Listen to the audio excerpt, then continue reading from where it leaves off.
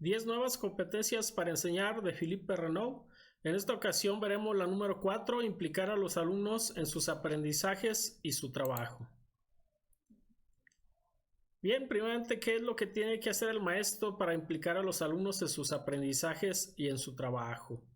Muchas veces llegan niños a la escuela que no quieren aprender, que aparentemente pues no manifiestan ningún deseo, ningún gusto por el aprendizaje, principalmente por aquel aprendizaje académico, aquel aprendizaje que se enseña en la escuela. Sin embargo, pues legalmente la educación pues es algo que es obligatorio. Entonces el maestro aquí se encuentra pues en un problema. ¿Cómo le hace para enseñarle a aquellos niños pues que no tienen deseos de aprender lo que él les está enseñando? Ingenuamente podríamos sacar la conclusión de que la competencia y las ganas de desarrollar el deseo de saber y la decisión de aprender están en el corazón del oficio de profesor. Bien, entonces, ¿de dónde viene la motivación para que los niños tengan deseos de aprender, para que los niños quieran aprender principalmente, repito, aquello que se enseña en la escuela? Las teorías subjetivas de la voluntad de trabajar y aprender, pues muchas veces son imprecisas, fallan, no nos dicen claramente cómo podemos lograr que el niño quiera aprender. Muchos niños tienen pocos deseos de aprender y todavía menos de trabajar. Muchas veces sí entienden que lo que se enseña en la escuela es bueno para su futuro, es bueno para que aprendan. Sin embargo, ya cuando se trata de ponerse a trabajar, se les quitan las ganas. Los profesores saben que muchos niños no tienen casi un proyecto y que resulta difícil ponerles uno. Es decir, muchos niños pues llegan a la escuela pero no tienen clara la idea de qué es lo que quieren estudiar. Entonces, pues en esta competencia vamos a tratar de aclarar un poquito esas dudas. Específicamente tiene otras 4 competencias que conforman esta competencia general. Las vamos a ir viendo una por una. La primera es suscitar el deseo de aprender, explicitar la relación con el conocimiento, el sentido del trabajo escolar y desarrollar la capacidad de autoevaluación en el niño. ¿Cómo vamos a suscitarle el deseo de aprender? ¿Cómo explicitamos la relación con el conocimiento? Bien, pues en los libros para el maestro muchas estrategias que se manejan pues es a base de preguntas, de invitar al niño a que quiera conocer el tema o la lección que se va a trabajar. Se le plantea, se le explica un poquito de qué se trata la lección y se trata de que él fije algún objetivo. Muchas veces pues encontramos a niños que están dispuestos, que llegan con ganas de aprender a la escuela. Entonces con ellos, ¿qué es lo que hace el maestro? Pues se limita a proponerles desafíos intelectuales y problemas y ya con eso pues está resuelto el asunto del aprendizaje. Sin embargo, ¿qué es lo que pasa con aquellos niños para los que es más difícil el aprendizaje? Aquellos niños que tienen otras ideas, seguramente que sí tienen ganas de aprender, pero tienen ganas de aprender otras cosas. Es ahí donde el maestro tiene que intervenir.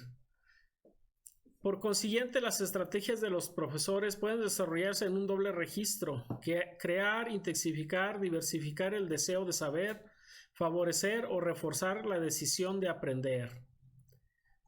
Lo que ya comentábamos, muchas veces los niños entienden que lo que se enseña en la escuela es bueno para su futuro, pero cuando ya se les habla de trabajar, de resolver algún problema, pues se acaban esas ganas, se acaba esa voluntad.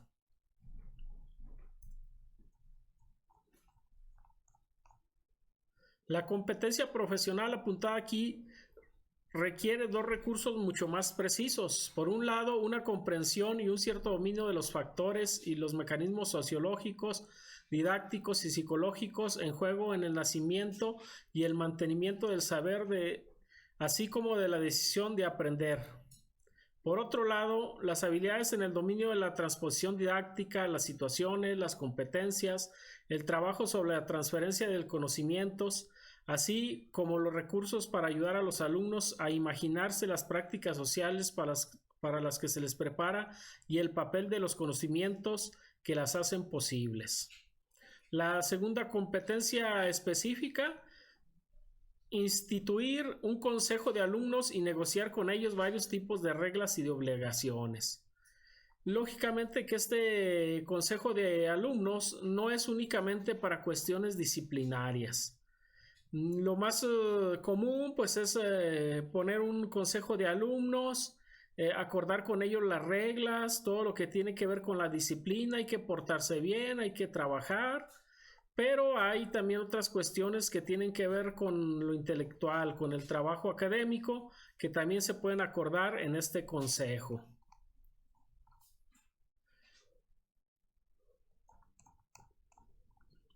Ofrecer actividades de formación con opciones. Esta es la tercera competencia específica.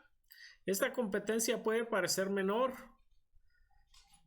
Cada uno es capaz de proponer actividades equivalentes en ciertos momentos: tema de un texto o de un dibujo, elección de un poema o de la canción que aprender, opción entre varios ejercicios del mismo nivel. ¿Cómo le vamos a hacer pues para ofrecer diferentes opciones? Sin lugar a dudas que la estandarización parece la regla. La diversificación de las actividades sigue siendo la excepción. No pensamos en ello de una forma sistemática y renunciamos a ello si supone problemas de organización. Es decir, tenemos que ofrecer al alumno actividades variadas, actividades que sean de su interés.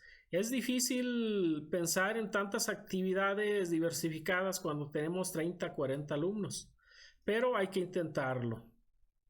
Debemos de dejarle al niño pues la posibilidad de elegir de perdido algún aspecto de su aprendizaje, ya sea la posibilidad de elegir el método, los medios, las etapas de realización, el lugar de trabajo, los términos, los compañeros.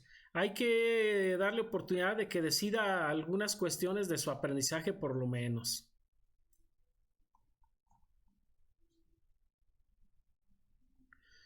La otra competencia específica: favorecer la definición de un proyecto personal del alumno. Aquí hay que preguntarnos si el niño ya llegó con un proyecto personal a la escuela. Seguramente que ustedes contestarán que no. ¿Cómo un niño pequeño va a tener ya un proyecto personal? Son niños muchas veces que ni siquiera quieren ir a la escuela y queremos que tengan un proyecto personal. Sin lugar a dudas que no tienen un proyecto académico, no tienen un proyecto relacionado con las asignaturas que se enseña allí directamente, sino que sus proyectos muchas veces escapan de lo que tradicionalmente se trabaja en las escuelas. Muchos niños les gustan los videojuegos, les gustan los deportes, y es allí donde podemos aprovechar para que conformen un proyecto personal.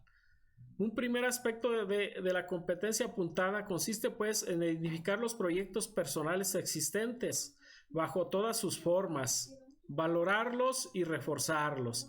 Es decir, puede ser cualquier tipo de proyecto, no tiene que ser de español o de matemáticas como siempre se nos ha hecho creer que son las principales asignaturas.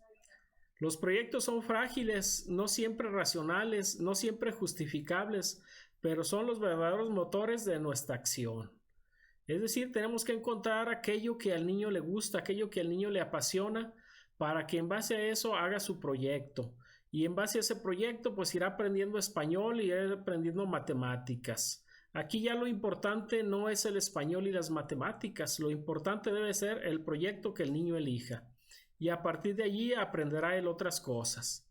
Exigir a un niño que exprese o se dedique rápidamente a un proyecto personal es, pues, una forma de violencia cultural que, por involuntaria que sea, manifiesta una falta de respeto a la diversidad de relaciones con el mundo. Es decir, no hay que forzar a los niños. Tienes que tener un proyecto. No, esto debe ser de manera voluntaria. El niño debe de buscar qué es lo que le gusta, qué es lo que le apasiona. Bien, ahora vamos a ver algunas preguntas que preparamos para valorar lo aprendido. La número 1, la maestra Esther hace preguntas para despertar el interés por los temas a trabajar. Invita a los niños a establecer un objetivo común que es autoevaluado al terminar las actividades.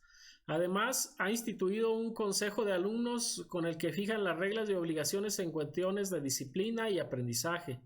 Cuando un alumno no se interesa por las actividades, hay otras opciones para trabajar, favoreciendo la definición de un proyecto personal.